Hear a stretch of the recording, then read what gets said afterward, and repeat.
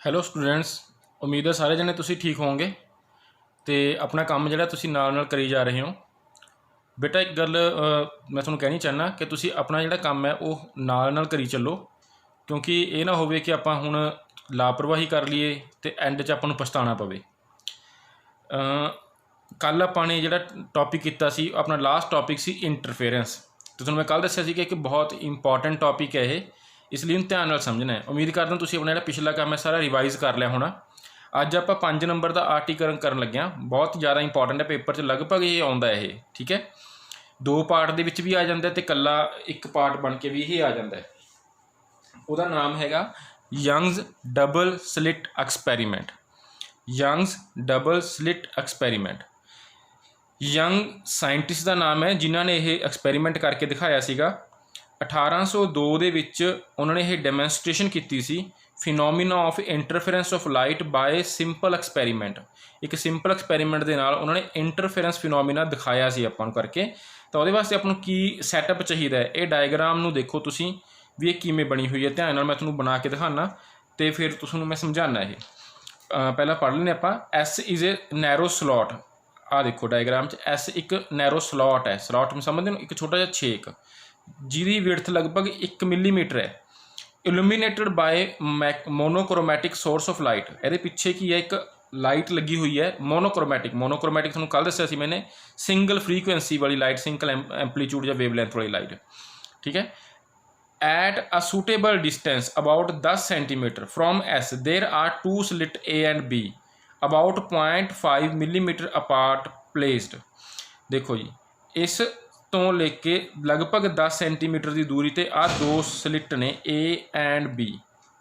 दो एक स्क्रीन लगी हुई है, वो 2 मोरियां ने, एक A है एक B है, तो इन्हां विचकार दूरी जी लगभग 0.5 मिलीमीटर के बराबर है, ठीक है।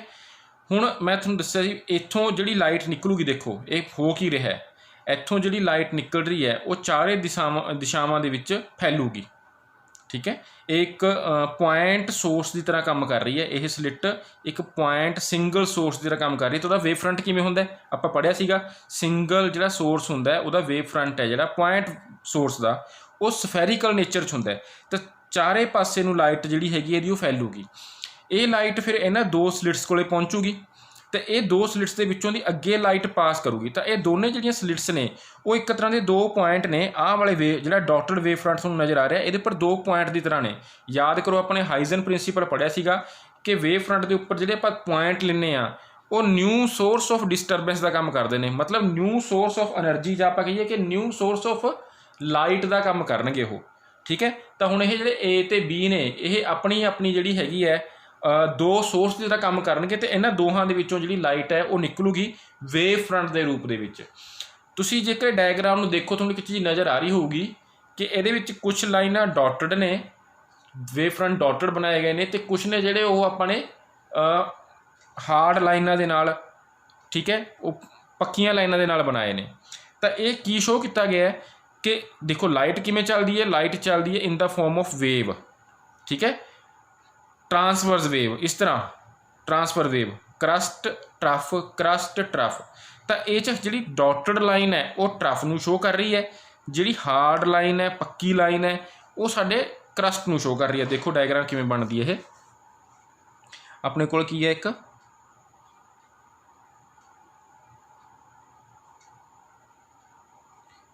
एक सोर्स है, एक ये स्लिट है, ये पिछे एस सोर्स लग्या हुआ है। ਹੁਣ ਇਹਦੇ ਵਿੱਚੋਂ ਲਾਈਟ ਨਿਕਲੂਗੀ। ਪਹਿਲਾਂ ਆਪਾਂ ਦੂਜੀ ਵੀ ਬਣਾ ਲਈਏ। ਇਹਦੇ ਸਾਹਮਣੇ ਕੀ ਹੈ, ਇੱਕ ਹੋਰ ਸਕਰੀਨ ਪਈ ਹੈ ਜਿਹਦੇ ਵਿੱਚ ਕੀ ਨੇ 2 ਛੇਕ ਨੇ, A ਐਂਡ B। ਹੁਣ ਜਦੋਂ ਇਹ 'ਚੋਂ ਲਾਈਟ ਨਿਕਲੂਗੀ ਤਾਂ ਵੇਵ ਦੇ ਰੂਪ 'ਚ ਨਿਕਲੂਗੀ। ਤਾਂ ਪਹਿਲਾਂ ਆ ਕੇ ਕਰਸਟ। ਹੁਣ ਇਹਨੂੰ ਬਣਾਉਣਾ ਕਿਵੇਂ, ਪਲੀਜ਼ ਇਹਨੂੰ ਬਣਾਉਂਦੇ ਹੋਏ ਧਿਆਨ ਰੱਖਣਾ ਹੈ। ਪਹਿਲਾਂ ਤਾਂ ਆਪਾਂ ਇੰਨਾ ਪੋਰਸ਼ਨ ਬਣਾਵਾਂਗੇ ਇਹ ਡਾਇਗਰਾਮ ਦਾ, ਬਹੁਤ ਇੰਪੋਰਟੈਂਟ ਹੈ। ਇਹ ਜਿਹੜੀ ਸਲਿੱਟ ਹੈ ਇਹਦੇ ਬਿਲਕੁਲ ਸੈਂਟਰ 'ਚ ਹੋਊਗੀ, ਇਹ ਧਿਆਨ ਰੱਖਣਾ। ਉਹਨਾਂ ਕੇ ਉੱਪਰੇ ਹੋਊਗਾ, ਉਹਨਾਂ ਕੇ ਨੀਚੇ ਹੋਊ। ਇਹ ਸਲਿੱਟ ਇਹਦੇ ਸੈਂਟਰ 'ਚ ਹੈ, ਬਿਲਕੁਲ ਇਹਨਾਂ ਦੇ ਸੈਂਟਰ 'ਚ ਹੈ।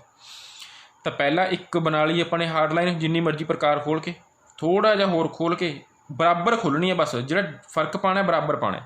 ਫਿਰ ਆਪਣੇ ਟਰਫ ਬਣਾ ਲਿਆ, फिर उन्ने ही डिस्टेंस ते अपने की बना लिया ना दूजे क्रस्ट बना ली। फिर उन्ने ही डिस्टेंस से आ जिहड़ा गैप है बराबर रखना अपने। फिर अपने की बना लिया ये ट्रफ बना लिया। फिर अपने की बनाया अगेन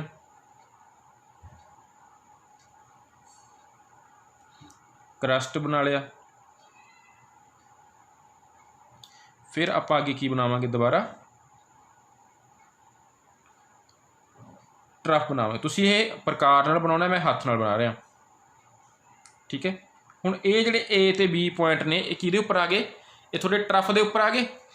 हुण ये दोने काहदा काम करनगे, ये दोने अपने कोले न्यू सोर्स ऑफ लाइट का काम करनगे। हुण तुसीं की करना है, यही गल नोट करने लई अगे डायग्राम किवें बनूगी। आ देखो, इहदा सेंटर है ना, इनू रेडियस मन के ए नू सेंटर मान लो, इत्थे तक प्रकार खोल के रेडियस मन के आप इत्थों अपने को की चलिया, देखो ट्रफ चलिया। ट्रफ के उपर पॉइंट है, चाहे ट्रफ मान लो चाहे क्रस्ट मान लो, कोई फर्क नहीं पैंदा। पहला बनावांगे आप इत्थे क्रस्ट, जिन्नी प्रकार आप इधर खोलिए क्योंकि सेंटर च है पॉइंट, उन्नी ही प्रकार खोल के आप इत्थे इहदा क्रस्ट बना लिया। फिर प्रकार खोलो, जिन 2-2 मिलीमीटर का फर्क पा लो, 3-3 मिलीमीटर का फर्क पा लो। ठीक है, तो फिर आप की बनावांगे हुण ट्रफ बनावांगे, इहदा ट्रफ बनूगा। सिमिलरली अपने को फिर किहदा ट्रफ बनूगा, इहदा बनूगा।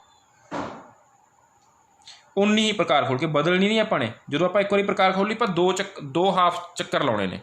फिर प्रकार खोल ली अपने, हुण की बनूगा,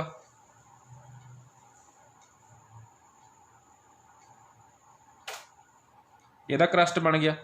सिमिलरली अपने को उन्नी ही प्रकार खोली हुई है अपने, बदलनी नहीं हो। इहदा की बनूगा, हुण क्रस्ट बन गया। हुण अगले का बराबर खोलनी है हर बारी मात्रा च प्रकार, ऐ नहीं खोलना कि कदे वध खोल ली कदे घट खोल ली। हुण इहदा की बना लिया अपने, अगे ट्रफ बना लिया। सिमिलरली आप इहदा ट्रफ बनावांगे।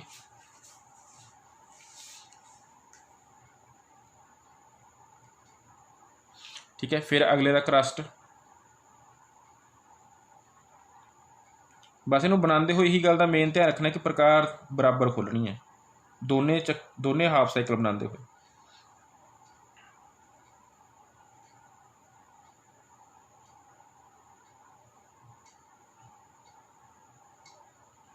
जो आप बराबर खोलांगे ना, तो इन्नी देखो हर बारी गैप इत्थों शुरू होया करू। जो हाफ साइकिल शुरू होना है वो इन्होंने पॉइंटों तो शुरू होगा, तो पॉइंटों से खत्म होगा। तुम डायग्राम भी देख सकते हो ध्यान नाल, पॉइंट तो ही शुरू हो रहा है, पॉइंट तो ही खत्म हो रहा है, जो हाफ साइकिल बन रहे हैं। हुण इत्थे की हो रहा है, हुण साडे कोल एक सामने की है स्क्रीन है। हुण ये तो मैं तुहानूं दस्सिया भी होया कि सामने स्क्रीन है, तो सामने मैनूं स्क्रीन तो देखने नूं की मिलिया। ठीक है, सामने मैनूं मिलदा सेंटर दे विच, बिल्कुल जिहड़ा सेंटर है। हुण सेंटर 'च देखो आह वाली लाइन है डॉटड, डॉटड दे नाल कट कर रही है डॉटड। इत्थे मिल रही है हार्ड लाइन दे नाल हार्ड लाइन, इत्थे डॉटड नाल डॉटड, फिर हार्ड दे नाल हार्ड है, फिर डॉटड दे नाल डॉटड है, फिर हार्ड दे नाल हार्ड है। आ जिहड़े सेंटर वाले पॉइंट ने, इनू आपस असीं मिलाता। ये सामने ये थोड़ी जी, क्योंकि मैं हत्थ नाल बनाया तो थोड़ा फर्क रहूगा, तुसीं प्रकार नाल बनाओगे बिल्कुल कोई फर्क नहीं रहिंदा। इत्थे साडे कोल एक चमकदार वाइट रोशनी दिखूगी, इत्थे चमकदार बिल्कुल सेंटर दे विच। फिर ये तो नाल अगे देखो थोड़ा नाल आ कट रहा हार्ड दे नाल, मतलब कि दूजी लाइन कट रही है डॉटड। इत्थे आपां ला रहे हैं क्रॉस, हार्ड दे नाल कट रही है डॉटड, हार्ड दे नाल कट रही है डॉटड, हार्ड दे नाल कट रही है डॉटड। जिथे कटे ने, जिथे तक कटे ने हार्ड नाल हार्ड, डॉट नाल डॉट नाल डॉटड, उत्थे तां आपां लाया डॉट। जिथे ओपोजिट कटियां ने उत्थे आपां ने लाया क्रॉस। तो इन्होंने अपने आपस च मिलाता। ये सामने अपन को की मिल गया, एक डार्क पोर्शन मिलता है, डार्क पोर्शन। हुण ये बिल्कुल ये बगल च देखो, इत्थे फिर हार्ड नाल डॉट है, हार्ड नाल डॉटड है, हार्ड नाल डॉटड है, हार्ड नाल डॉटड है, हार्ड नाल डॉटड है। इन्होंने अपने आपस च मिलाता। तो इत्थे भी अपन की मिले सामने एक नेरा था, नेरा था। हुण ये तो अगे चलो, देखो हार्ड नाल हार्ड, डॉटड नाल डॉटड, हार्ड नाल हार्ड, मिला दो इन्होंने आपस च। ਤਾਂ ਇੱਥੇ ਮਿਲਿਆ ਆਪਾਂ ਨੂੰ ਫਿਰ ਵਾਈਟ ਪੋਰਸ਼ਨ। ਇਹ ਜਿੰਨੇ ਆਪਾਂ ਜ਼ਿਆਦਾ ਬਣਾਵਾਂਗੇ ਉਨਾ ਵਧੀਆ ਬਣੂਗਾ। ਫਿਰ ਦੇਖੋ ਹਾਰਡ ਨਾਲ ਹਾਰਡ, ਡਾਟਡ ਨਾਲ ਡਾਟਡ, ਹਾਰਡ ਨਾਲ ਹਾਰਡ, ਮਿਲਾ ਦਿਓ ਉਹਨੂੰ ਆਪਸ 'ਚ। ਇੱਥੇ ਮਿਲੂਗਾ ਆਪਾਂ ਨੂੰ ਵਾਈਟ ਪੋਰਸ਼ਨ, ਚਮਕਦਾਰ ਭਾਗ। ਤਾਂ ਇਸ ਤਰ੍ਹਾਂ ਸਾਡੇ ਕੋਲ ਸਕਰੀਨ ਦੇ ਉੱਪਰ ਵਾਈਟ ਡਾਰਕ ਪੱਟੀਆਂ ਬਣ ਗਈਆਂ, ਜਿਹਨੂੰ ਆਪਾਂ ਕੱਲ੍ਹ ਫਰਿੰਜ ਸ਼ਬਦ ਵਰਤ ਰਹੇ ਸੀ। ਫਰਿੰਜਿਸ ਬਣ ਗਈਆਂ, ਫਰਿੰਜਿਸ। ਆਹ ਨੇ ਉਹ ਫਰਿੰਜਿਸ ਕਿ ਸਕਰੀਨ ਜਦੋਂ ਆਪਾਂ ਦੇਖਦੇ ਹਾਂ, ਸਕਰੀਨ ਹੁਣ ਬਰਾਬਰ ਚਿੱਟੀ ਨਹੀਂ ਹੈਗੀ ਵੀ ਆਪਾਂ ਕਹਿੰਦੇ ਦੋ ਸੋਰਸ ਨੇ, ਦੋਹਾਂ ਤੋਂ ਲਾਈਟ ਆ ਰਹੀ ਹੈ ਤਾਂ ਪੂਰੀ ਸਕਰੀਨ ਦੇ ਉੱਪਰ ਰੌਸ਼ਨੀ ਛਾ ਗਈ ਨਾ। ਸਕਰੀਨ ਦੇ ਉੱਪਰ ਪੋਰਸ਼ਨ ਬਣ ਗਏ, ਕੁਝ ਭਾਗ ਬਣ ਗਏ ਜਿੱਥੇ ਤਾਂ ਰੌਸ਼ਨੀ ਬਹੁਤ ਜ਼ਿਆਦਾ ਹੈ, ਉਹ ਚਮਕ ਰਿਹਾ ਭਾਗ। ਉਸ ਤੋਂ ਕੁਝ ਬਾਅਦ ਅਗਲੇ ਭਾਗ ਡਾਰਕ ਨੇ, ਫਿਰ ਉਸ ਤੋਂ ਫਿਰ ਅਗਲੇ ਭਾਗ ਨੇ ਜਿਹੜੇ ਉਹ ਫਿਰ ਲਾਈਟ ਨੇ, ਉੱਥੇ ਚਮਕ ਹੈ। ਤਾਂ ਆਹ ਜਿਹੜੀ ਚੀਜ਼ ਸਾਨੂੰ ਨਜ਼ਰ ਆ ਰਹੀ ਹੈ, ਇਹ ਸਾਡੇ ਕੋਲ ਇੰਟਰਫੇਰੈਂਸ ਪੈਟਰਨ ਹੈ। ਇੰਟਰਫੇਰੈਂਸ ਪੈਟਰਨ, ਜਾਂ ਜਿਹਨੂੰ ਆਪਾਂ ਬੋਲਦੇ ਹਾਂ ਫਰਿੰਜਿਸ। ਇੰਟਰਫੇਰੈਂਸ ਦੀਆਂ ਫਰਿੰਜਿਸ ਮੇਟੀਆਂ ਨੇ। ਹੁਣ ਹੋਇਆ ਕੀ ਹੈ ਇੱਥੇ, ਇਹਨੂੰ ਸਮਝੋ, ਕਿਉਂਕਿ ਜਿਹੜਾ ਯੰਗ ਡਬਲ ਸਲਿਟ ਐਕਸਪੈਰੀਮੈਂਟ ਉਹ ਸਿਰਫ ਸਮਝਣ ਦੀ ਗੱਲ ਹੈ। ਹੋਇਆ ਕੀ ਹੈ, ਜਿੱਥੇ ਤਾਂ ਹਾਰਡ ਨਾਲ ਹਾਰਡ ਕੱਟੀ ਹੈ ਜਾਂ ਕਰਸਟ ਨਾਲ ਕਰਸਟ ਡਾਟਡ ਨਾਲ ਡਾਟਡ ਕੱਟੀ ਹੈ, ਉੱਥੇ ਕੀ ਹੋਇਆ, ਉੱਥੇ ਆਹ ਚੀਜ਼ ਹੋਈ ਹੈ। ਇੱਕ ਵੇਵ, ਕਿਉਂਕਿ ਹੁਣ ਦੋ ਸੋਰਸ ਆਫ ਲਾਈਟ ਨੇ, ਇੱਕ A ਅਤੇ ਇੱਕ B। ਆਹ ਦੂਜੀ ਵੇਵ। ਹਾਰਡ ਨਾਲ ਹਾਰਡ ਕੱਟਣ ਦਾ ਮਤਲਬ ਜਾਂ ਡਾਟਡ ਨਾਲ ਡਾਟਡ ਕੱਟਣ ਦਾ ਮਤਲਬ ਇਹ ਹੈ ਕਿ ਇੱਕ ਵੇਵ ਦਾ ਕਰਸਟ ਦੂਜੀ ਵੇਵ ਦੇ ਕਰਸਟ ਦੇ ਨਾਲ ਭਿੜ ਗਿਆ ਆਪਸ ਦੇ ਵਿੱਚ। ਅਤੇ ਤੁਹਾਨੂੰ ਕੱਲ੍ਹ ਸਮਝਾਇਆ ਸੀ ਮੈਨੇ ਪ੍ਰਿੰਸੀਪਲ ਆਫ ਸੁਪਰਪੋਜੀਸ਼ਨ। ਜੇ ਕਰਸਟ ਦੇ ਉੱਪਰ ਕਰਸਟ ਆ ਗਿਆ, ਟਰਫ ਦੇ ਉੱਪਰ ਟਰਫ ਆ ਗਿਆ, ਤਾਂ ਕੀ ਬਣ ਜੂ, ਨਵੀਂ ਵੇਵ ਬਣ ਜੂ ਅਤੇ ਉਹਦਾ ਜਿਹੜਾ ਡਿਸਪਲੇਸਮੈਂਟ ਹੈ ਉਹ ਵੱਧ ਜੂ। ਡਿਸਪਲੇਸਮੈਂਟ ਵੱਧ ਗਿਆ ਤਾਂ ਇੰਟੈਂਸਿਟੀ ਵੱਧ ਜੂ। ਤਾਂ ਇੱਥੇ ਕੀ ਪੋਰਸ਼ਨ ਆ ਗਿਆ ਆਪਣੇ ਕੋਲ, white portion, central white portion ਆ ਗਿਆ। ਠੀਕ ਹੈ। ਉਸ ਤੋਂ ਬਾਅਦ ਜੇ ਕਰਸਟ ਦੇ ਉੱਪਰ ਕਰਸਟ ਆ ਜੇ ਅਤੇ ਟਰਫ ਦੇ ਕਰਸਟ ਦੇ ਉੱਪਰ ਟਰਫ ਆ ਜੇ ਅਤੇ ਟਰਫ ਦੇ ਉੱਪਰ ਕਰਸਟ ਆ ਜੇ, ਤਾਂ ਫਿਰ ਕੀ ਹੋ ਜੂ। ਅਤੇ ਇਹ ਦੋਨੇ ਇੱਕੋ ਸੋਰਸ ਨੇ, ਇੱਕੋ ਸੋਰਸ ਦੇ ਦੋ ਬਣਾਈਆਂ ਹੋਈਆਂ ਨੇ ਸਲਿਟਸ, ਤਾਂ ਦੋਨਾਂ ਦਾ ਡਿਸਪਲੇਸਮੈਂਟ ਬਰਾਬਰ ਹੈ। ਮੋਨੋਕ੍ਰੋਮੈਟਿਕ ਲਾਈਟ ਹੈ, ਡਿਸਪਲੇਸਮੈਂਟ ਬਰਾਬਰ ਹੈ, ਤਾਂ ਰਿਜ਼ਲਟੈਂਟ ਕੀ ਮਿਲੂਗਾ, ਸਿੰਗਲ ਲਾਈਨ। ਕਰਸਟ ਨਾਲ ਟਰਫ ਕੱਟ ਗਿਆ, ਟਰਫ ਨਾਲ ਕਰਸਟ ਕੱਟ ਗਿਆ, ਤਾਂ ਕੀ ਮਿਲਿਆ ਸਾਨੂੰ, ਡਾਰਕ ਪੋਰਸ਼ਨ। ਫਿਰ ਇੱਥੇ ਕੀ ਹੋ ਰਿਹਾ, ਕਰਸਟ ਨਾਲ ਕਰਸਟ ਮਿਲ ਰਿਹਾ ਹੈ, ਟਰਫ ਨਾਲ ਟਰਫ ਮਿਲ ਰਿਹਾ ਹੈ। ਠੀਕ ਹੈ। ਤਾਂ ਸਾਡੇ ਕੋਲ ਕੀ ਆ ਜਾਊਗਾ, ਕਰਸਟ ਨਾਲ ਕਰਸਟ ਮਿਲ ਰਿਹਾ ਅਤੇ ਟਰਫ ਨਾਲ ਟਰਫ ਮਿਲ ਰਿਹਾ, ਤਾਂ ਸਾਡੇ ਕੋਲ ਕੀ ਮਿਲ ਜੂ, ਇੱਕ ਨਵੀਂ ਵੇਵ ਜਿਹਦਾ ਐਂਪਲੀਚਿਊਡ ਪਹਿਲਾਂ ਨਾਲੋਂ ਕੀ ਹੈ, ਜ਼ਿਆਦਾ। ਤਾਂ ਸਾਡੇ ਕੋਲ ਕੀ ਆ ਗਿਆ, ਬਰਾਈਟ ਪੋਰਸ਼ਨ ਆ ਗਿਆ। ਤਾਂ ਉਮੀਦ ਹੈ ਤੁਹਾਨੂੰ ਜਿਹੜਾ ਇਹ ਐਕਸਪੈਰੀਮੈਂਟ ਆ ਸਮਝ ਆ ਗਿਆ ਹੋਣਾ ਕਿ ਇੰਟਰਫਰੈਂਸ ਕੀ ਚੀਜ਼ ਹੈ। ਜਿਹੜੇ ਆਪਾਂ ਕੱਲ੍ਹ ਸ਼ਬਦ ਕਰ ਰਹੇ ਸੀ ਕਿ redistribution of the energy after the superposition of the waves coming from two coherent sources of light. ਤਾਂ ਹੋਇਆ ਕੀ ਹੈ ਕਿ ਦੋ ਸੋਰਸਿਸ ਆਫ ਲਾਈਟ ਤੋਂ ਆਪਾਂ ਕੀ ਐਕਸਪੈਕਟ ਕਰਦੇ ਹਾਂ ਕਿ ਕੁਛ ਨਹੀਂ, ਦੋ ਤੋਂ ਆ ਰਹੀ ਹੈ ਤਾਂ ਸਕਰੀਨ ਦੇ ਉੱਪਰ ਸਾਰੀ ਉੱਪਰ ਚਮਕ ਦੁੱਗਣੀ ਹੋ ਜੂਗੀ, ਵੱਧ ਜੂਗੀ। ਪਰ ਦੇਖਣ ਨੂੰ ਕੀ ਮਿਲਿਆ ਕਿ ਸਾਡੇ ਕੋਲ ਸਾਰੀ ਸਕਰੀਨ ਇੱਕੋ ਜਿੰਨੀ ਚਮਕਦਾਰ ਨਹੀਂ ਹੋਈ। ਸਕਰੀਨ ਦੇ ਉੱਪਰ ਡਾਰਕ ਬਰਾਈਟ ਪੋਰਸ਼ਨ ਬਣ ਗਏ। ਉਹਨਾਂ ਪੋਰਸ਼ਨ ਨੂੰ ਆਪਾਂ ਕਹਿੰਦੇ ਹਾਂ ਫਰਿੰਜਿਸ, ਭਾਗ ਬਣ ਗਏ। ਠੀਕ ਹੈ ਜੀ। ਤਾਂ ਇਹ ਪੋਰਸ਼ਨ ਕਿਉਂ ਬਣੇ ਨੇ, ਇਹ ਤੁਹਾਨੂੰ ਸਮਝਾਇਆ ਵੀ ਕਰਸਟ ਅਤੇ ਕਰਸਟ, ਇੱਕ ਵੇਵ ਤੋਂ, ਇੱਕ ਸੋਰਸ ਤੋਂ ਨਿਕਲਣ ਵਾਲੀ ਵੇਵ ਦਾ ਕਰਸਟ ਜਦੋਂ ਦੂਜੇ ਸੋਰਸ ਨਾਲ ਵਿੱਚੋਂ ਨਿਕਲਣ ਵਾਲੀ ਵੇਵ ਦੇ ਕਰਸਟ ਨਾਲ ਸੁਪਰ ਇੰਪੋਜ਼ ਕਰ ਗਿਆ ਅਤੇ ਟਰਫ ਨਾਲ ਟਰਫ ਕਰ ਗਿਆ, ਤਾਂ ਉੱਥੇ ਕੰਸਟਰਕਟਿਵ ਇੰਟਰਫੇਰੈਂਸ ਦੀ ਗੱਲ ਕੀਤੀ ਸੀ ਆਪਾਂ ਨੇ। ਕਰਸਟ ਨਾਲ ਕਰਸਟ ਕੱਲ੍ਹ ਸਮਝਾਇਆ ਸੀ, ਕੰਸਟਰਕਟਿਵ ਇੰਟਰਫੇਰੈਂਸ। ਕਰਸਟ ਨਾਲ ਕਰਸਟ ਓਵਰਲੈਪ ਕਰ ਗਿਆ, ਟਰਫ ਨਾਲ ਟਰਫ ਓਵਰਲੈਪ ਕਰ ਗਿਆ, ਤਾਂ ਕੰਸਟਰਕਟਿਵ ਇੰਟਰਫੇਰੈਂਸ ਹੋ ਗਈ। ਤਾਂ ਟੋਟਲ ਦੇ ਵਿੱਚ ਡਿਸਪਲੇਸਮੈਂਟ ਜਾਂ ਐਂਪਲੀਚਿਊਡ ਕਾਫੀ ਵੱਧ ਗਿਆ, ਵੇਵ ਦੀ ਇੰਟੈਂਸਿਟੀ ਵੱਧ ਗਈ। ਪਰ ਜੇਕਰ ਕੀ ਹੋ ਗਿਆ, ਇੱਕ ਵੇਵ ਦਾ ਕਰਸਟ ਦੂਜੀ ਵੇਵ ਦੇ ਟਰਫ ਦੇ ਉੱਪਰ ਫਾਲ ਕਰ ਗਿਆ, ਸੁਪਰ ਇੰਪੋਜ਼ ਕਰ ਗਿਆ, ਤਾਂ ਉਹਨਾਂ ਦੀ ਡਿਸਟਰਕਟਿਵ ਇੰਟਰਫੇਰੈਂਸ ਹੋ ਗਈ ਅਤੇ ਸਾਡੇ ਕੋਲ ਇੱਥੇ ਟੋਟਲ ਜਿਹੜੀ ਇੰਟੈਂਸਿਟੀ ਹੈ ਕੀ ਹੋ ਗਈ, ਉਹ 0 ਹੋ ਗਈ। ਉੱਥੇ ਕੀ ਆ ਗਿਆ, ਡਾਰਕ ਪੋਰਸ਼ਨ ਆ ਗਿਆ। ਤਾਂ ਉਮੀਦ ਕਰਦਾ ਤੁਹਾਨੂੰ ਇਹ ਸਾਰਾ ਸਮਝ ਆ ਗਿਆ ਹੋਣਾ। ਇਹ ਆਪਾਂ ਲਿਖਣਾ ਹੀ ਹੈ, ਇਹਦੇ ਵਿੱਚ ਹੋਰ ਕੁਝ ਵੀ ਨਹੀਂ ਹੈਗਾ, ਸਾਰੀ ਇਹਦੇ ਵਿੱਚ ਲਿਖਣ ਵਾਲੀ ਹੈ। ਇਹ ਦੇਖੋ ਇਹਦੇ ਵਿੱਚ ਲਿਖਿਆ ਹੋਇਆ ਕਿ when screen is placed at a large distance, screen ਦੀ ਦੂਰੀ ਕਿੰਨੀ ਪਈ ਹੈ ਆਪਣੇ ਕੋਲ, ਜਿਹੜੀ ਆਪਾਂ ਸਕਰੀਨ ਰੱਖੀ ਹੈ ਸਾਹਮਣੇ, ਉਹ ਲਗਭਗ 2 ਮੀਟਰ ਦੀ ਦੂਰੀ 'ਤੇ ਪਈ ਹੈ। ਠੀਕ ਹੈ। From the slit A and B। ਤਾਂ alternate bright and dark fringes. Alternate ਮਤਲਬ ਇੱਕ ਲਾਈਟ ਇੱਕ ਡਾਰਕ, ਇੱਕ ਲਾਈਟ ਇੱਕ ਡਾਰਕ। ਠੀਕ ਹੈ। ਸਾਡੇ ਕੋਲ ਫਰਿੰਜਿਸ ਮਿਲ ਜਾਂਦੀਆਂ ਨੇ। running parallel to the length of the slit ਦੇ parallel appear on the screen, these are interference fringes, these disappear। ਹੁਣ ਜੇਕਰ ਆਪਾਂ ਕੀ ਕਰੀਏ, ਜੇ ਇਸ ਨੂੰ ਦੇਖਣਾ ਹੈ, ਇੱਕ ਉਹਨੂੰ ਸਲਿੱਟ ਨੂੰ ਕੀ ਕਰ ਦਿਓ, ਬੰਦ ਕਰ ਦਿਓ, ਇੱਕ ਸਲਿੱਟ ਦੇ ਉੱਪਰ ਉਂਗਲੀ ਧਰ ਲਓ, ਬੰਦ ਕਰ ਦਿਓ, ਤਾਂ ਇੱਕ ਨੂੰ ਵੀ ਜੇ ਆਪਾਂ ਕਵਰ ਕਰ ਲਿਆ ਤਾਂ ਪੂਰੀ ਸਕਰੀਨ ਜਿਹੜੀ ਹੈਗੀ ਦੁਬਾਰਾ ਉਹ ਵਾਈਟ ਹੋ ਜੂਗੀ, ਉਹਦੇ ਉੱਪਰ ਸਾਰੀ ਦੇ ਉੱਪਰ ਚਮਕ ਆ ਜੂਗੀ। ਠੀਕ ਹੈ, ਜਿਹੜੀਆਂ ਪਹਿਲਾਂ ਉਹ ਆਲਟਰਨੇਟ ਡਾਰਕ ਅਤੇ ਲਾਈਟ ਫਰਿੰਜਿਸ ਬਣੀਆਂ ਸੀ ਉਹ ਗਾਇਬ ਹੋ ਜਾਣਗੀਆਂ। ਤਾਂ ਇਹ ਤਾਂ ਹੀ ਇੰਟਰਫੇਰੈਂਸ ਹੋਣ ਵਾਸਤੇ ਦੋ ਸੋਰਸਿਸ ਦਾ ਹੋਣਾ ਜ਼ਰੂਰੀ ਹੈ। ਠੀਕ ਹੈ, ਉਹ ਦੋ ਸੋਰਸਿਸ ਚਾਹੇ ਇੱਕ ਸੋਰਸ ਦੇ ਦੋ ਇਮੇਜ ਨੇ, ਰੀਅਲ ਜਾਂ ਵਰਚੁਅਲ, ਜਾਂ ਇੱਕ ਸੋਰਸ ਜਾਂ ਇੱਕ ਉਹਦੀ ਇਮੇਜ ਹੈ। ਠੀਕ ਹੈ, ਐਕਸਪਲੇਨੇਸ਼ਨ, ਵੈਸੇ ਐਕਸਪਲੇਨੇਸ਼ਨ ਤੁਹਾਨੂੰ ਮੈਂ ਕਰਤੀ, ਮੈਂ ਹੁਣ ਪੜ੍ਹ ਕੇ ਸੁਣਾ ਦੇਣਾ ਕੀ ਹੈ। appearance of the dark and bright fringes on the screen can be explained on the basis of the interference of light। ਵੀ ਕਿਉਂ ਆਈਆਂ ਨੇ ਉਹਨੂੰ ਐਕਸਪਲੇਨ ਕਰਨ ਦਾ, ਉਹਨੂੰ ਕਿਵੇਂ ਐਕਸਪਲੇਨ ਕਰਾਂਗੇ, ਇੰਟਰਫੇਰੈਂਸ ਕਰਕੇ।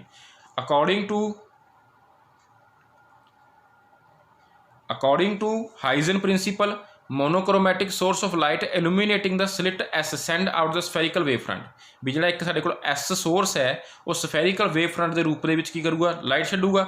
ਲੈਟ ਦਾ ਸੋਲਿਡ ਆਰਕ, ਜਿਹੜੀ ਸੋਲਿਡ ਆਰਕ ਹੈ, ਪੱਕੀ ਲਾਈਨ ਹੈ, ਹਾਰਡ ਲਾਈਨ ਹੈ, ਉਹ ਕਰਸਟ ਨੂੰ ਸ਼ੋਅ ਕਰਦੀ ਹੈ, represent crest, and dotted line arc ਜਿਹੜੀ ਹੈਗੀ ਸ਼ੋਅ ਕਰਦੀ ਹੈ ਟਰਫ ਨੂੰ।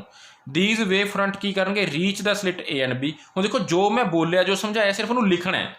ਹੁਣ ਲਿਖਣ ਵਾਸਤੇ ਤੁਸੀਂ ਦੋ ਕੰਮ ਕਰ ਸਕਦੇ ਹੋ, ਚਾਹੇ ਤਾਂ ਆਪਣੀ ਵੋਕੈਬੂਲਰੀ ਨੂੰ ਇਨਕਰੀਜ਼ ਕਰਕੇ ਆਪਣੀ ਰਾਈਟਿੰਗ ਸਕਿੱਲ ਨੂੰ ਇੰਪਰੂਵ ਕਰ ਲਓ, ਜਾਂ ਦੂਜਾ ਜਿਹੜਾ ਬੱਚੇ ਆਮ ਨੋਰਮਲ ਕਰਦੇ ਨੇ, ਰੱਟਾ ਮਾਰਦੇ ਨੇ, ਜਿਨ੍ਹਾਂ ਕਰਕੇ ਉਹਨਾਂ ਦੇ ਨੰਬਰ ਨਹੀਂ ਆਉਂਦੇ ਹੈਗੇ, ਜਿਨ੍ਹਾਂ ਕਰਕੇ ਉਹ ਬਾਅਦ ਦੇ ਵਿੱਚ ਫਿਰ ਪਛਤਾਉਂਦੇ ਨੇ। ਠੀਕ ਹੈ, ਤਾਂ ਸਭ ਤੋਂ ਵਧੀਆ ਤਰੀਕਾ ਹੈ ਕਿ ਤੁਸੀਂ ਸਮਝੋ, ਸਮਝ ਕੇ ਉਸ ਨੂੰ ਕੀ ਕਰੋ, ਆਪਣੇ ਵਰਡਿੰਗ 'ਚ ਲਿਖੋ। ਤਾਂ ਇਹਦੀ ਸਿੰਪਲ ਵਰਡਿੰਗ ਹੁੰਦੀ, ਤੁਹਾਨੂੰ ਪਹਿਲਾਂ ਵੀ ਦੱਸਿਆ ਮੈਨੇ। ਤਾਂ ਸੋਲਿਡ ਆਰਕ ਰਿਪਰਜੈਂਟ ਕਰ ਰਹੀ ਹੈ ਕਰਸਟ ਨੂੰ, ਅਤੇ ਡਾਟਡ ਆਰਕ ਰਿਪਰਜੈਂਟ ਕਰ ਰਹੀ ਹੈ ਟਰਫ ਨੂੰ।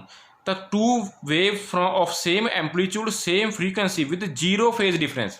ਹੁਣ ਦੇਖੋ ਦੋ ਸੋਰਸ ਨੇ, A ਐਂਡ B, ਦੋ ਸੋਰਸ ਦਾ ਕੰਮ ਕਰ ਰਹੇ ਨੇ, ਦੋਨਾਂ ਤੋਂ ਜਿਹੜੀ ਲਾਈਟ ਨਿਕਲੂਗੀ ਉਹਦਾ ਐਂਪਲੀਟਿਊਡ ਵੀ ਸੇਮ ਹੈ, ਫਰੀਕੁਐਂਸੀ ਵੀ ਸੇਮ ਹੈ, ਅਤੇ ਉਹਨਾਂ ਦੇ ਵਿੱਚ ਕੋਈ ਫੇਜ਼ ਡਿਫਰੈਂਸ ਵੀ ਨਹੀਂ ਹੈਗਾ। ਫੇਜ਼ ਡਿਫਰੈਂਸ ਕਿਉਂ ਨਹੀਂ ਹੈਗਾ, ਮੈਂ ਤੁਹਾਨੂੰ ਕੀ ਕਿਹਾ ਸੀਗਾ ਕਿ ਜਿਹੜੀ ਸਲਿੱਟ A ਅਤੇ B ਹੈ ਜਿਹੜੀ ਉਹ S ਤੋਂ ਬਰਾਬਰ ਦੂਰੀ 'ਤੇ ਹੈ, ਕੋਈ ਨੇੜੇ ਜਾਂ ਦੂਰ ਨਹੀਂ ਹੈਗੀ। ਠੀਕ ਹੈ, ਤਾਂ ਸਾਡੇ ਕੋਲ ਫੁੱਲ ਲਾਈਨ ਸੈਮੀ ਸਰਕਲ ਰਿਪਰਜੈਂਟ ਕਰਦੇ ਨੇ ਕਰਸਟ ਨੂੰ, ਅਤੇ ਡਾਟਡ ਸੈਮੀ ਸਰਕਲ ਰਿਪਰਜੈਂਟ ਕਰਦੇ ਨੇ ਟਰਫ ਨੂੰ। ਤਾਂ ਵੇਵ ਸੁਪਰ ਇੰਪੋਜ਼ ਕਰਦੀਆਂ ਨੇ, A 'ਚੋਂ ਨਿਕਲਣ ਵਾਲੀ ਵੇਵ ਅਤੇ B 'ਚੋਂ ਨਿਕਲਣ ਵਾਲੀ।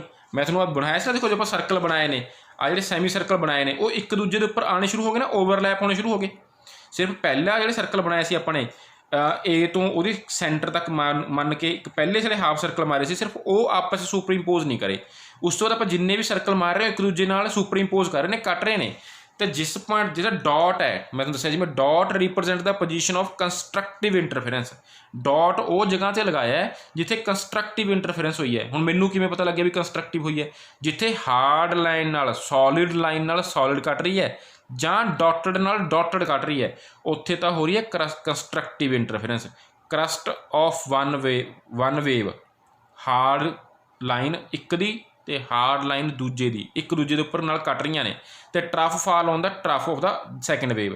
ਰਿਜ਼ਲਟੈਂਟ ਕੀ ਹੋ ਗਿਆ, ਐਂਪਲੀਟਿਊਡ ਐਂਡ ਔਰ ਇੰਟੈਂਸਿਟੀ ਆਫ ਲਾਈਟ ਜਿਹੜੀ ਹੈਗੀ ਉਹ ਮੈਕਸੀਮਮ ਹੋ ਗਈ ਉਸ ਜਗ੍ਹਾ 'ਤੇ।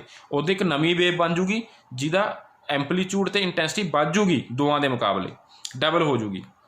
ਅਤੇ ਕ੍ਰਾਸ ਕੀ ਰਿਪਰਜੈਂਟ ਕਰ ਰਿਹਾ, position of the destructive interference, where crest, ਇੱਕ ਵੇਵ ਦੀ ਕਰਸਟ ਫਾਲ ਕਰ ਰਹੀ ਹੈ on the trough of the second wave. ਮੈਨੂੰ ਕਿਵੇਂ ਪਤਾ ਲੱਗਿਆ, ਇੱਕ ਦੀ ਸੋਲਿਡ ਲਾਈਨ, ਦੂਜੇ ਦੀ ਡਾਟਡ ਲਾਈਨ ਆਪਸ 'ਚ ਕੱਟ ਰਹੀਆਂ ਨੇ ਜਿਸ ਪੁਆਇੰਟ ਦੇ ਉੱਪਰ, ਉੱਥੇ ਆਪਾਂ ਕ੍ਰਾਸ ਲਗਾਇਆ। ਅਤੇ ਰਿਜ਼ਲਟੈਂਟ ਐਂਪਲੀਟਿਊਡ ਕੀ ਹੋ ਜਾਊਗਾ, ਜਾਂ ਇੰਟੈਂਸਿਟੀ ਕੀ ਹੋ ਜੂਗੀ, ਇੱਥੇ ਮਿਨੀਮਮ ਹੋ ਜੂਗੀ। ਹੁਣ ਕਿਉਂਕਿ ਦੋਨਾਂ ਵੇਵ ਦੀ ਫਰੀਕੁਐਂਸੀ ਅਤੇ ਐਂਪਲੀਟਿਊਡ ਬਰਾਬਰ ਹੈ, ਤਾਂ ਮਿਨੀਮਮ ਕਿੰਨੀ ਹੋਊ, 0, ਕਿਉਂਕਿ ਦੋਨਾਂ ਦਾ ਆਹ ਚੀਜ਼ ਹੈ ਜਿਹੜੀ, ਦੇਖੋ ਐਂਪਲੀਟਿਊਡ ਕੀ ਹੁੰਦਾ, ਆਹ ਚੀਜ਼ ਹੁੰਦੀ ਹੈ ਐਂਪਲੀਟਿਊਡ, ਆਹ ਵਾਲਾ ਮੈਕਸੀਮਮ ਡਿਸਪਲੇਸਮੈਂਟ। ਹੁਣ ਜੇ ਆਹ ਐਂਪਲੀਟਿਊਡ ਦੋਨਾਂ ਦਾ ਬਰਾਬਰ ਹੈ, ਉੱਪਰ ਨੂੰ ਵੀ ਓਨਾ ਹੀ ਹੈ, ਨੀਚੇ ਨੂੰ ਵੀ ਓਨਾ ਹੀ ਹੈ, ਕਰਸਟ ਨਾਲ ਕਰਸਟ ਦੇ ਟਰਫ ਵਾਲੇ ਪਾਸੇ, ਜਦੋਂ ਆਪਸ 'ਚ ਕੱਟਣਗੇ ਤਾਂ ਆਹ ਕੈਂਸਲ ਹੋ ਗਏ, ਤਾਂ ਕੀ ਮਿਲੂਗਾ, ਸਿੱਧੀ ਲਾਈਨ, ਮਤਲਬ ਇੰਟੈਂਸਿਟੀ ਕੀ ਹੋ ਗਈ, 0 ਹੋ ਗਈ। ਤਾਂ ਸਾਡੇ ਕੋਲ ਕੀ ਆਊਗਾ, ਉੱਥੇ ਡਾਰਕ ਪੋਰਸ਼ਨ ਆ ਜਾਊਗਾ। ਤਾਂ ਉਹਦੇ ਉੱਪਰ ਪੁਆਇੰਟ ਦਿਖਾਏ ਹੋਏ ਨੇ CGE, ਇਹ ਤਾਂ ਦਿਖਾਏ ਹੋਏ ਨੇ ਪੁਆਇੰਟ ਜਿੱਥੇ ਕੰਸਟਰਕਟਿਵ ਇੰਟਰਫੇਰੈਂਸ ਹੋਈ ਹੈ। D ਐਂਡ F ਨੇ ਜਿਹੜੇ ਉਹ ਦਿਖਾਏ ਹੋਏ ਨੇ ਜਿੱਥੇ ਡਿਸਟਰਕਟਿਵ ਹੋਈ ਹੈ। ਅਤੇ ਜਿੱਥੇ ਕੰਸਟਰਕਟਿਵ ਹੋਈ ਹੈ ਉੱਥੇ ਬਰਾਈਟ ਕਲਰ ਦਾ ਪੋਰਸ਼ਨ ਬਣ ਜੂਗਾ ਸਕਰੀਨ ਦੇ ਉੱਪਰ, ਜਿੱਥੇ ਡਿਸਟਰਕਟਿਵ ਹੋਈ ਹੈ ਉਹਦੇ ਸਾਹਮਣੇ ਡਾਰਕ ਕਲਰ ਦਾ ਪੋਰਸ਼ਨ ਬਣ ਜੂਗਾ, ਜਿਹਨੂੰ ਬੋਲਾਂਗੇ ਬਰਾਈਟ ਅਤੇ ਡਾਰਕ ਫਰਿੰਜਿਸ ਬਣ ਜਾਣਗੇ ਅਲਟਰਨੇਟ, ਇਕੁਅਲੀ ਸਪੇਸਡ, ਬਰਾਬਰ ਦੂਰੀ 'ਤੇ। ਤਾਂ ਇਹਨੂੰ ਬੋਲਾਂਗੇ ਆਪਾਂ ਇੰਟਰਫੇਰੈਂਸ ਫਰਿੰਜਿਸ। ਤਾਂ ਮੈਨੂੰ ਲੱਗਦਾ ਤੁਹਾਨੂੰ ਬਿਲਕੁਲ ਇਹ ਜਿਹੜੀ ਗੱਲ ਹੈ ਉਹ ਸਮਝ ਆ ਜਾਣੀ ਚਾਹੀਦੀ ਹੈ। ਇਫ ਕਹਿੰਦਾ S source off white light ਹੈ। ਹੁਣ ਗੱਲ ਨੋਟ ਕਰਨ ਵਾਲੀ ਹੈ, ਆਪਾਂ ਜਿਹੜਾ ਸੋਰਸ ਵਰਤਿਆ ਉਹ ਮੋਨੋਕ੍ਰੋਮੈਟਿਕ ਲਾਈਟ ਦਾ ਵਰਤਿਆ ਹੈ, ਮਤਲਬ single colour light, single frequency, single wavelength.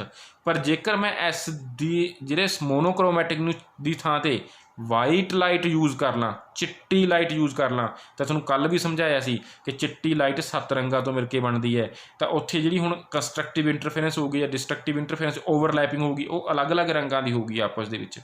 ਤਾਂ ਉਹਦੇ ਨਤੀਜੇ ਵਜੋਂ ਮੇਰੇ ਕੋਲ ਪਹਿਲਾਂ ਤਾਂ ਬਰਾਈਟ ਅਤੇ ਡਾਰਕ ਫਰਿੰਜ ਬਣ ਰਹੀਆਂ ਸੀ, ਹੁਣ ਮੇਰੇ ਕੋਲ ਬਣਨਗੀਆਂ ਕਲਰਡ ਫਰਿੰਜਿਸ। ਅਤੇ ਹੁਣ ਮੇਰੇ ਕੋਲ ਬਰਾਈਟ ਡਾਰਕ ਨਹੀਂ ਬਣਨੀ, ਅਲੱਗ-ਅਲੱਗ ਰੰਗ ਦੀਆਂ ਬਣਨਗੀਆਂ। ਸੈਂਟਰ 'ਚ ਬਣੂ ਵਾਈਟ ਅਤੇ ਸਾਈਡਾਂ 'ਤੇ ਕੀ ਬਣੂਗਾ, ਕਲਰਡ ਫਰਿੰਜਿਸ ਬਣਨਗੀਆਂ। ਠੀਕ ਹੈ, ਕਿਉਂਕਿ ਜਦੋਂ ਓਵਰਲੈਪਿੰਗ ਹੋਊਗੀ, ਹੁਣ ਜਦੋਂ ਓਵਰਲੈਪਿੰਗ ਹੋਊਗੀ, ਇੱਥੇ ਆਪਾਂ ਗੱਲ ਕੀਤੀ ਸੀ ਕਿਉਂਕਿ ਸਿੰਗਲ ਮੋਨੋਕ੍ਰੋਮੈਟਿਕ ਲਾਈਟ ਸੀ, ਤਾਂ ਜਿੰਨਾ ਉੱਪਰ ਨੂੰ ਐਂਪਲੀਚਿਊਡ ਉਨਾ ਹੀ ਨੀਚੇ ਨੂੰ ਹੋਊਗਾ ਅਤੇ ਕੱਟਣ ਤੋਂ ਬਾਅਦ ਸਿੰਗਲ ਲਾਈਨ ਬਚੂਗੀ। ਪਰ ਜਦੋਂ ਅਲੱਗ-ਅਲੱਗ ਕਲਰ ਹੋਣਗੇ ਉਹਨਾਂ ਦਾ ਆਹ ਚੀਜ਼ ਅਲੱਗ-ਅਲੱਗ ਹੋਊਗੀ, ਅਲੱਗ-ਅਲੱਗ ਮਾਤਰਾ 'ਚ। ਤਾਂ ਜਦੋਂ ਜੇ ਡਿਸਟਰਕਟਿਵ ਵੀ ਹੋਊਗੀ ਤਾਂ ਪੂਰੀ ਤਰ੍ਹਾਂ ਉਹ ਨਿੱਲ ਨਹੀਂ ਬਚੂ, ਕੁਛ ਨਾ ਕੁਛ ਉਹਦੇ ਵਿੱਚ ਭਾਗ ਬਚੂਗਾ, ਅਤੇ ਉਹ ਜਿਹੜਾ ਭਾਗ ਬਚੂਗਾ ਜਿਸ ਕਲਰ ਦੇ ਅਨੁਸਾਰ ਹੋਊਗਾ ਉਹ ਕਲਰ ਦੀ ਫਰਿੰਜ ਆਪਾਂ ਨੂੰ ਉਸ ਜਗ੍ਹਾ 'ਤੇ ਮਿਲ ਜੂਗੀ। ਠੀਕ ਹੈ, ਉਮੀਦ ਕਰਦਾ ਤੁਹਾਨੂੰ ਤਾਂ ਸਮਝ ਆ ਜਾਊਗਾ।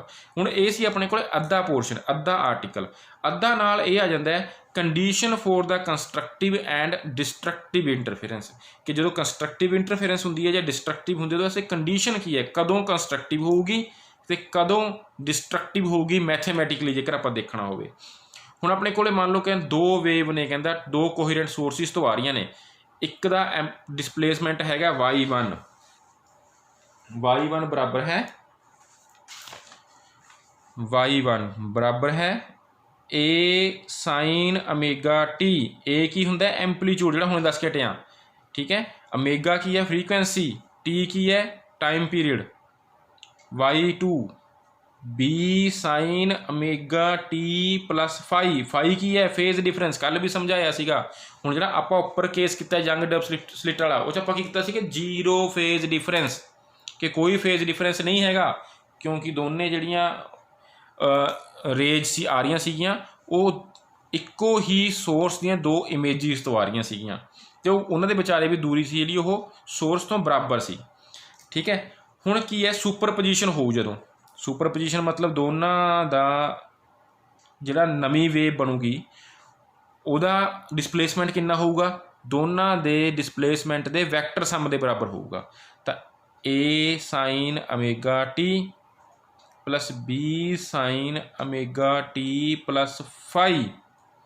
ਹੁਣ a sin omega t ਤਾਂ ਰੱਖ ਲਿਆ ਆਪਾਂ ਨੇ as it is. b sin a plus b ਦਾ ਫਾਰਮੂਲਾ ਕੀ ਹੁੰਦਾ, sin a cos b plus cos a sin b। ਠੀਕ ਹੈ ਜੀ, ਉਸ ਤੋਂ ਬਾਅਦ b ਨੂੰ ਆਪਾਂ ਅੰਦਰ ਗੁਣਾ ਕਰ ਦਾਂਗੇ।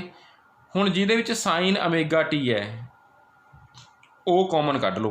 sin omega t ਵਾਲੀ ਇੱਕ ਪੋਰਸ਼ਨ ਆ ਸੀ, ਇੱਕ ਵਾਲਾ ਆ ਸੀ, ਤਾਂ ਇੱਥੋਂ a ਰਹਿ ਜੂਗਾ, ਇੱਥੇ ਰਹਿ ਜੂਗਾ plus b cos φ। sin omega t ਇਹਦੇ ਵਿੱਚੋਂ ਕੀ ਆ ਗਿਆ, ਕਾਮਨ ਆ ਗਿਆ। ਇੱਕ ਪੋਰਸ਼ਨ ਮੇਰੇ ਕੋਲ ਆ ਬਚ ਗਿਆ, b sin φ cos omega t। ਠੀਕ ਹੈ, ਹੁਣ ਇਸ ਚੀਜ਼ ਨੂੰ ਮੈਂ ਮੰਨ ਲਿਆ r cos θ, ਇਸ ਪੋਰਸ਼ਨ ਨੂੰ ਮੈਂ ਮੰਨ ਲਿਆ r sin θ, ਤਾਂ ਇਹ ਬਣ ਗਿਆ r cos θ sin omega t ਜਾਂ r sin θ cos omega t। r ਆ ਗਿਆ ਸਾਂਝਾ, ਇਹ ਕੀ ਬਣ ਗਿਆ, sin a cos b cos a sin b, ਯਾਨੀ ਕਿ sin a plus b the he formula ਇਹ ਦੁਬਾਰਾ ਬਣ ਗਿਆ ਜੀ ਸਾਡੇ ਕੋਲ। ਹੁਣ ਜਿਹੜੇ ਆ ਮੈਂ ਮੰਨੇ ਸੀ, ਕਿਹਦੇ ਬਰਾਬਰ ਮੰਨਿਆ ਸੀ, ਇਹਨੂੰ ਇਹਦੇ ਬਰਾਬਰ ਮੰਨਿਆ ਸੀ, ਇਹਨੂੰ ਇਹਦੇ ਬਰਾਬਰ ਮੰਨਿਆ ਸੀ। ਜੇ ਇਹਨਾਂ ਨੂੰ ਮੈਂ ਸਕੇਅਰ ਕਰਕੇ ਐਡ ਕਰਦਾ, ਦੇਖੋ r square sin square θ plus r square cos square θ, ਦੋਨਾਂ ਦੀ ਸਕੇਅਰਿੰਗ ਇੱਕ ਪਾਸੇ ਹੋਊਗੀ ਕਿਉਂਕਿ ਇਹਦੇ ਬਰਾਬਰ ਇਹ, ਅਤੇ ਐਡ ਕਰਤਾ। ਇੱਧਰੋਂ ਕੀ ਕਰੂੰਗਾ ਮੈਂ, b square sin square φ plus A plus B cos phi दा स्केयर। इत्थों आर स्केयर साझा आ गया, sine square theta plus cos square theta. इत्थे B sine square phi as it is आ गया, इनू खोल दो, ए दा square A square, B cos phi दा square B square cos square phi plus 2ab cos phi. आ बन गया जी 1, इत्थे बच गया आर स्केयर। इत्थे बी स्केयर साझा आ गया, ए स्केयर पहला लिख लिया, बी स्केयर साझा आ गया, बच गया साइन, इहदे नाल बच गया साइन स्केयर फाई, इहदे नाल बच गया cos square phi plus 2ab cos phi as it is. A square plus B square, ਇਹਦਾ ਮੁੱਲ कितना हो गया 1 sine square theta plus cos square theta plus 2ab cos phi. इधर आ गया r square, r is equal to under root a square plus B square plus 2ab cos phi. ये साढ़े कोल आर की वैल्यू आ गई। ठीक है, हुण सानू ये पता है, कल भी आपां कीता सीगा कि जिहड़ी इंटेंसिटी हुंदी है, कल आपां कीता सी, ओह बराबर हुंदी है जां डायरैक्टली प्रपोर्शनल हुंदी है एंपलीट्यूड के स्केयर दे। तो पहले की इंटेंसिटी उहदे एंपलीट्यूड के स्केयर दे डायरैक्टली प्रपोर्शनल हो, दूजी वेव की इंटेंसिटी उहदे एंपलीट्यूड के स्केयर दे डायरैक्टली प्रपोर्शनल हो। हुण की करदे आं आपां, वैल्यू पुट कर दिंदे आं ते जिहड़ी नवीं वेव बनूगी उहदी इंटेंसिटी उहदे एंपलीट्यूड के स्केयर दे बराबर हो, क्योंकि आ जी नवीं वेव बनी है, देखो ਇਹਦਾ एंपलीट्यूड की है आर है, ਇਹਦਾ एंपलीट्यूड कितना है आर। तो ये ਇਹਦੇ स्केयर दे डायरैक्टली प्रपोर्शनल होगी। ठीक है, तो इत्थे पर ये आर की वैल्यू भर दी तो की बन जूगा के, आर का स्केयर कर देंगे तो बन जूगा A square plus B square plus 2ab cos phi. जे के नूं आपां अंदर गुणा कर दिए, के ए स्केयर के B square plus 2kab cos phi. आ की बन गया I1, आ की बन गया I2। एक कल तुहानूं याद होगा आपां कीता सीगा, जिहनूं इत्थों कड्ढीए आपां इस जगह तो ए दी वैल्यू I1 बटा के दा अंडरूट, इस तरह बी दी कढ़ लो I2 बटा के दा अंडरूट। तो जिवें इत्थे भर दा के I1 बटा के I2 बटा के cos phi, I1 plus I2 solve करो इनू 2k I1 I2 गुणा हो जू अंदर दोनों दी, के गुणा के अंडरूट दे विच के स्केयर दा अंडरूट के नाल के कट गया तो की बच गया, ये की है इंटेंसिटी है, रिजल्टेंट वेव की इंटेंसिटी जो बनी है वेव सुपरइंपोज करने तो बाद की बनी है वो 2 √I1 I2 cos फाई। तो इत्थे यार एक पोर्शन आप कल भी की सी, ये एस्टर है, ये पोर्शन किस चीज़ शो करता है, इंटरफेरेंस वाले पोर्शन शो करता है। हुण कहंदा जे कंस्ट्रक्टिव इंटरफेरेंस करनी है आपां ने, जे आपां चाहते हैं कि साडे कोले कंस्ट्रक्टिव इंटरफेरेंस होवे, ठीक है, तो आई की वैल्यू की होनी चाहिए है, मैक्सीमम होनी चाहिए है। हुण आई की वैल्यू डिपेंड किहदे उपर कर रही है, एक तो I1 ते वो तो जिन्नी हैगी उन्नी रहूगी, I2 ते वो भी जिन्नी हैगी उन्नी रहूगी, कॉन्सटेंट है। 2 ये भी कॉन्सटेंट अखर है, अंडरूट I1 I2 ये भी कॉन्सटेंट ने। एक आ चीज़ बच गई जिहदी वैल्यू चेंज हुंदी है फाई दे बदलण नाल। फाई की है एंगल, फेज डिफरेंस, जे ये बदलूगा तो कॉस की वैल्यू बदलूगी, जे ये 0 है तो कॉस की वैल्यू 1 है, जे ये 90 है तो कॉस की वैल्यू 0 हो जू, अपने को इन्ना ही भाग बचूगा भी मान लो कोई इंटरफेरेंस होई हुई नहीं। तो यदा मतलब इंटेंसिटी मैक्सीमम हो या मिनीमम हो वो डिपेंड करता है ये उपर कॉस फाई की वैल्यू के उपर। जे तो कॉस फाई की वैल्यू मैक्सीमम है तो इंटेंसिटी मैक्सीमम हो जू, मतलब कंस्ट्रक्टिव इंटरफेरेंस हो जू। जे कॉस फाई की वैल्यू मिनीमम च आ जाती है तो यह घट जूगी इंटेंसिटी, तो साढ़े कोल की आ जूगी डिस्ट्रक्टिव इंटरफेरेंस हो जूगी। तो आई की वैल्यू मैक्सीमम कितनी होगी, जे कॉस फाई मैक्सीमम होगा तो पहला हैगा for constructive interference, cos phi should be maximum. तो cos phi मैक्सिमम वैल्यू कितनी है ਇਹਦੀ इज इक्वल टू +1। ਹੁਣ ਇਹ 1 ਕਦੋਂ ਹੁੰਦੀ ਹੈ cos the value, if angle that is phi ਜਾਂ ਤਾਂ ਹੋਵੇ 0 ਜਾਂ ਹੋਵੇ 360, यानी कि पाई 2 पाई के चक्कर 2 पाई के डिफरेंस नाल 2 पाई 4 पाई 6 पाई एज सो ऑन। जे मैं एक नंबर देना हो तो किवें दूंगा, जर्नल देना हो तो किवें दूंगा, 2n पाई, क्योंकि सारे च 2 के पहाड़े तो साझा है। हुण n का मुल कितना हो सकता है, मतलब फाई की वैल्यू कितनी होनी चाहिए है, पाई का 2n मल्टीपल होनी चाहिए है। हुण n की वैल्यू 0 तो शुरू होगी, 0 भी हो सकती है, 1 भी, 2 भी, 3 भी एंड सो ऑन। जे 0 हो तो 0 बन जू एंगल, 1 हो तो 2 पाई बन जू, 2 हो तो 4 पाई बन जू, 3 हो तो 6 पाई बन जू। ये गल समझ आ गई। तो यदा मतलब मेरे को जिहड़ा हैगा कि फाई की वैल्यू इन्नी होनी चाहिए है। इफ कहता x is the path difference between the two wave reaching point P. हुण जिहड़ा आपां फाई मन्निया कल तुहानूं याद होगा आपां मन्निया सी कि जिहड़ा फेज डिफरेंस हुंदा है वो किहदे उपर डिपेंड करदा है, जां तां इनीशियली जिੱਥੋਂ वेव्स पैदा होईਆਂ ने उत्थे फेज डिफरेंस होवे, जां फिर रस्ते विच रस्ता वध जां घट जे उहनूं तय करना पैंदा है। याद करो कल वाली आ तुहानूं दस्सिया सी मैंने कि एक वेव नूं घट रस्ता तय करना पै रिहा, दूजी नूं वध करना पै रिहा। तां आपां इत्थे फेज डिफरेंस मान के चल रहे हैं, तो यदा मतलब मेरे इत्थे कुछ ना कुछ की है पाथ डिफरेंस है।